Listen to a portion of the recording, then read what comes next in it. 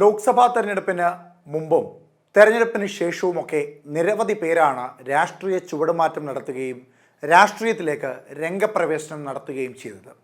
അതിൽ ഏറ്റവും ശ്രദ്ധേയമായ ചിലരിൽ ഒരാൾ മാധ്യമ മേഖലയിൽ തന്നെ പ്രഗത്ഭനായ MV നികേഷ് കുമാറാണ്.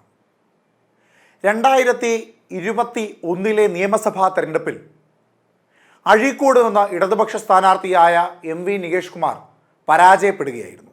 അന്ന് KM ഷാജിയോടായിരുന്നു നികേഷ് കുമാർ പരാജയപ്പെട്ടത്.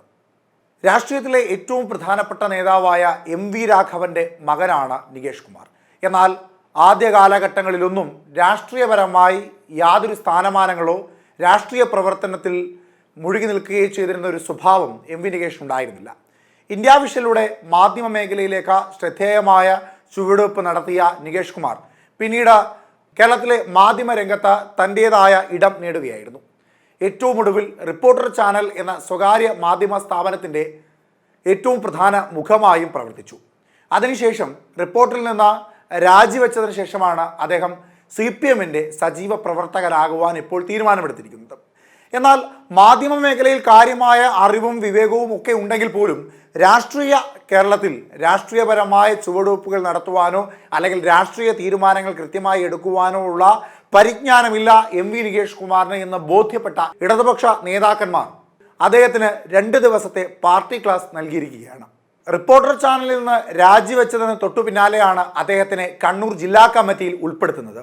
ആ സമയങ്ങളിൽ പാലക്കാട് നടക്കുവാൻ പോകുന്ന ഉപതെരഞ്ഞെടുപ്പിൽ ഇടതുപക്ഷ സ്ഥാനാർത്ഥിയായി മത്സരിക്കുവാൻ പോകുന്നത് നികേഷ് കുമാർ ആയിരിക്കും എന്ന ചില വാർത്തകളും കാര്യമായി തന്നെ പ്രചരിച്ചിരുന്നു. എന്നാൽ ഇപ്പോൾ നികേഷ് കുമാറിന് രാഷ്ട്രീയപരമായ അടിത്തറ പാകുവാനുള്ള തയ്യാറെടുപ്പിലാണ് ഇടതുപക്ഷം.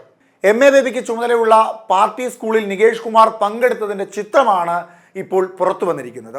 നികേഷ് കുമാറിനോടൊപ്പം IT മധുസൂദനൻ MLAയും മുഖ്യമന്ത്രിയുടെ പേഴ്സണൽ സെക്രട്ടറിയായ KK രാഗേഷും CPM കണ്ണൂർ ജില്ലാ സെക്രട്ടറിയായ MV ജയരാജനും CPMന്റെ സംസ്ഥാന സെക്രട്ടേറിയറ്റിലെ ഓഫീസ് സെക്രട്ടറിയും V ശിവദാസൻ MPയും കണ്ണൂർ ജില്ലാ പ്രസിഡന്റ് PP ദിവ്യയും PK ശ്രീമതി ടീച്ചറും അടക്കം ഒരു വലിയ നിര തന്നെ അദ്ദേഹത്തോടൊപ്പം ഉണ്ടായിരുന്നു. രാഷ്ട്രീയപരമായ അടിത്തറ പാകിയതിനു ശേഷം ഇനി നികേഷ് കുമാറിന് നൽകുവാൻ പോകുന്ന ഉത്തരവാദിത്തങ്ങൾ ഏത് എന്നതിനാണ് പ്രാധാന്യം ഏറെയുള്ളത്. ആദ്യഘട്ടങ്ങളിൽ ഉണ്ടായിരുന്ന ഒരു ഊഹാപോഹം, അതായത് പാലക്കാട് ഉപതെരഞ്ഞെടുപ്പിലെ ഇടതുപക്ഷ സ്ഥാനാർത്ഥിയായി നികേഷ് കുമാർ എത്തുമോ എന്ന വാർത്ത ഒരുപക്ഷെ സാധ്യമാകുവാനുള്ള സാധ്യതയും ഏറെയാണ്. പാർട്ടിപരമായ എല്ലാ കാര്യങ്ങളും പറഞ്ഞ് ബോധ്യപ്പെടുത്തിയതിനു ശേഷം കേന്ദ്ര സംവിധാനം പറഞ്ഞു മനസ്സിലാക്കി മുൻപോട്ട് കൊണ്ടുപോകാനുള്ള തന്ത്രപരമായ നീക്കത്തിൻ്റെ ആദ്യ ചുവടുവെപ്പായി ഈ പാർട്ടി ക്ലാസിനെ കാണാം എന്നും ഇടത് കേന്ദ്രങ്ങളിൽ നിന്ന് വാർത്തകൾ പുറത്തു വരുന്നുണ്ട്. എന്തായാലും വരാൻ പോകുന്ന പാലക്കാട് ഉപതെരഞ്ഞെടുപ്പിൽ നികേഷ് കുമാർ സ്ഥാനാർത്ഥിയാകുമോ ഇല്ലയോ എന്നതിനേക്കാൾ അപ്പുറത്തേക്ക് പാർട്ടിപരമായി നികേഷ് കുമാറിന് അടിത്തറ നൽകുന്നു ഇടതുപക്ഷം എന്നതിനാണ് പ്രാധാന്യം ഏറെയുള്ളത്.